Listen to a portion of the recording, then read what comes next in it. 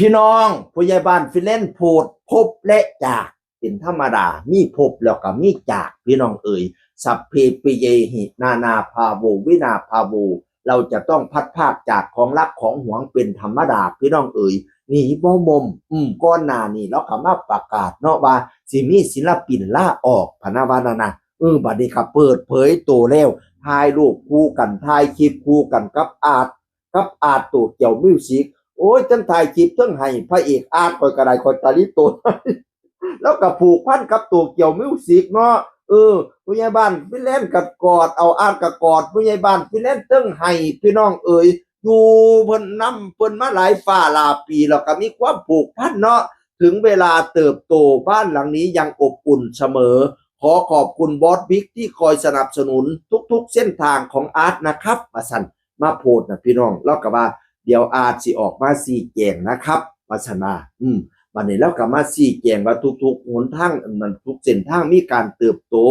อาจก็เลยขอโอกาสผู้ใหญ่บ้านฟิแลนซ์ว่าสิไปเติบโตนั่นละพี่น้องเอ๋ยอยู่กับบ้านโตเกียวมิวสิกนี่มา2 ปีแล้วมาตั้งแต่รุ่นบุกเบิกก็ว่าแม่นเนาะเป็นหางเครื่องรุ่นแรกเด้อเนี่ยก็มีอาร์ตโตเกียวมิวสิกนี่บิดนี่เบิดบุญแล้วบิดเบิดบุญแล้วพี่น้องเอ๋ยแล้วก็มีบอลตัวเกี่ยวมิวสิก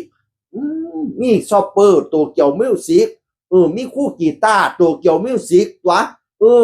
กับประมาณนี้ละพี่น้องเอ๋ยที่คอยจำได้นะเดินยุคแรกๆนะยุคแรกอีลีนั่นมี4 คนบัดหลังก็เพิ่มเป็น6 คนนี่เราเป็นลูกรุ่นบุกเบิกเลยพี่น้องเอ๋ยขอบคุณบูธบอดบิ๊กที่มอบโอกาสให้อาร์ตได้แสดงศักยภาพพัฒนาสกิลความสามารถเสมอมานะครับนับตั้งแต่เริ่มแรกอาจมาอยู่ตัวเกี่ยวมิวสิกให้มีคนรู้จักหลายขึ้นบอสบิ๊กก็ให้โอกาสให้สนับสนุนทุกเส้นทางได้เป็นฮอตศิลปินผู้ใหญ่บ้านฟิแลนซ์ให้เป็นศิลปินปัดย่ำแสดงละครกับแสดงดีพี่น้องเอ๋ย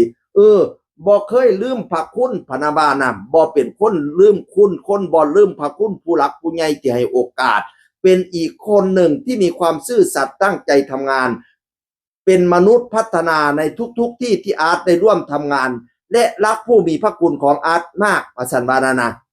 ขอบคุณเอฟซีสุภูสุคนอนาคตสิเป็นจังไหนบ่แน่แต่สิ่งที่อาร์ตสิดำลงไปคือความพยายามและไม่หยุดพัฒนาครับหวังว่าทุกคนจะยังรักและสนับสนุนความรักและซัพพอร์ตเอ็นดูอาร์ตนะครับสุดท้ายก็ยังอยากให้ทุกคนจดจำเด็กคนนี้ไว้เสมออาร์ตโตเกียวมิวสิกแดนเซอร์ซีซั่น1แม่นตั้งแต่ซีซั่น1อีหลีโอ้ยขอจำแล้วได้แล้วรอพี่น้องเอ๋ย รออีหลีอาร์ตโตเกียวมิวสิกมากโดยความสามารถไล่เต้นแล้วนี่อุ้ยสุดยอดเด้อสุดยอดเด้ออาร์ตโตเกียวมิวสิกบัดนี้อันเป่าแซกนี่ก็เป่าเป็นเด้เป่าแซกนี่ก็สุดยอดร้องเพลงก็สุดยอดนี่บางไว้นี่เดือนมกราหรือเดือนกุมภาพันธ์นี่ป่ะได้ไปคอนเสิร์ตต่างประเทศกับกล้องโตเกียวมิวสิกไปแค่2พระเอกกล้องกับพระเอกอาร์ตเขาเรียกเอาคนรอๆไปประเทศบาเลนน่ะพี่น้องเอ้ยว้ายรอเป็นตาหนายเด้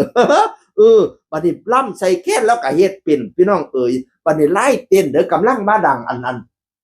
เต้นเพลงอีหยังก็กันตืมมันแหมอุ้ยคนเบิ่งตอนนี้ใน TikTok 9 ล้านเกือบ10 ล้านแล้วพี่น้องเอ๋ยต่างประเทศเขาไปเต้นน้ำหลายผู้หลายคนก็เต้นน้ำเพลงกันตืมอาร์ตโตเกียวมิวสิกเต้นกันกับน้องโอปอน่ะบาดแต่เราเต้นกับผู้ใดยอดวิวทะลุล้านโลดเต้นกับน้องเจนนี่นึงเต้นกับบอนนึงเต้นกับหลายผู้หลายคนแล้วไล่เต้นดีพี่น้องเอ๋ยแต่ว่าก็ไม่รู้จะไปไหนต่อแต่ว่าจะไปเจริญเติบโตพะนะว่าไก่เติบโตไปเรื่อยๆเด้อให้ได้เป็นหัวหน้าหัวตาให้ได้เป็นเจ้าของเจ้านายบริษัทอะไรทำไมก็ว่าไปเนาะเพิ่นก็บ่ทันได้ว่าละเอียดยาว่าแต่ว่าไปเติบโตใครไปเติบโตอีหลีล่ะครับเพิ่นอีพอก็ให้ฮงเฮียงเลี้ยงเหลี่ยมไปทางใดก็ฮักคือเก่าแล้วตาฮักแล้วก็ตันอยู่ได้เงินผุดไปให้พ่อให้แม่ผุดว่าซื้อท่องให้พ่อเอามาได้เงินให้แม่โอ้ยน่ารักสุดยอดสู่ชีวิตตั้งแต่เป็นนักเรียนอยู่อันราชภัฏอุดรย่ำมื้อเช้าเรียนยามมื้อแลงไปเป็นเด็กเสิร์ฟอะไรทำไมแล้วก็ทายเต้นลงบัดนี้นี่ก็น้องโกกีเห็นก็เลยชวนมาอยู่นำอันตั้งแต่เรียนหนังสือนี่ส่งเงินให้พ่อแม่ดิบ่แม่นพ่อแม่ส่งให้เจ้าของเรียนดิโอ้ยสุดยอดพี่น้องเอ้ยเป็นที่น่าชื่นชมอยู่แล้วก็เป็นที่น่าส่งเสริมอยู่ก็สิส่งเสริมต่อไปแล้วค่อยก็ได้ ฮักคือเก่าอาร์ตโตเกียวมิวสิกเสียงคือคนเก่าเว้าสู่ฟังสวัสดีครับ